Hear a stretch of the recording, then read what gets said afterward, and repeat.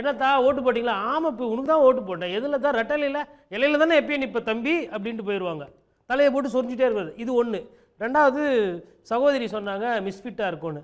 மிஸ்ஃபிட்டை இன்னும் கொஞ்சம் மொழியாக்கம் பண்ணணும்னு நான் நினைக்கிறேன். என்னென்னா, இவர் போவார், ஸ்பீக்கர் போட்டு உங்கள் விஜய் விஜய் விஜய்னு பாட்டு போட்டுட்டு இருக்கும். ஸ்பீக்கர் மேலே ஏறி 4 பேர் நிற்பாங்க.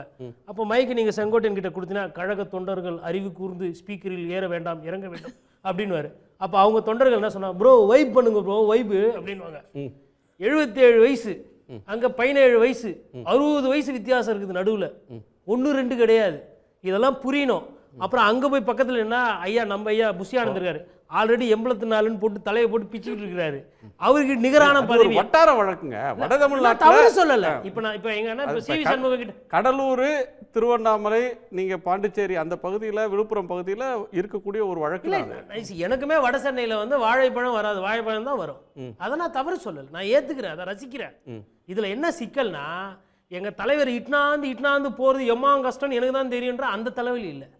அதனால தாவேக்கா இன்னைக்கு போய் இவர் சேர்ந்துட்டாரு, அதனால 3ஆம் பெரிய கட்சியா மாறி ஒரே தேர்தலில் திமுகவையும் வீழ்த்திடும், அண்ணா திமுகவை வீழ்த்திடும் அப்படின்னு அந்த பர்செப்ஷன் இருக்கு பாருங்க. அதை வந்து என்னால பத்திரிகையார நான் சொல்றேன், கோபிச்செட்டிப்பாளையத்தில் அவர் ஜெயிக்கிறதே சிரமம், அவர் ஜெயிக்கிறதே கஷ்டம். என்ன காரணம்னா, சின்னன்றது அங்க ஊறி போயிருக்கு. உங்களுக்கு ஒருவேளை இவர் திமுகவில் போய் நிற்கிறாரு அப்படின்னா, எப்படி ஈரோடு முத்துசாமி அவர்கள் வந்தாரு, அதுக்கப்புறம் இப்போ இவர் தேனியில் இவர் போய் நின்னாரு, தங்கத்தமிழ் செல்வன் உதயசூரியன் நின்று ஜெயிக்கிறாங்கன்னா அது வேற. இன்னமும் இங்க வந்து திராவிட அரசியல்ல திமுக வர்சஸ் அதிமுக, அதிமுக திமுக தான் இருக்கு.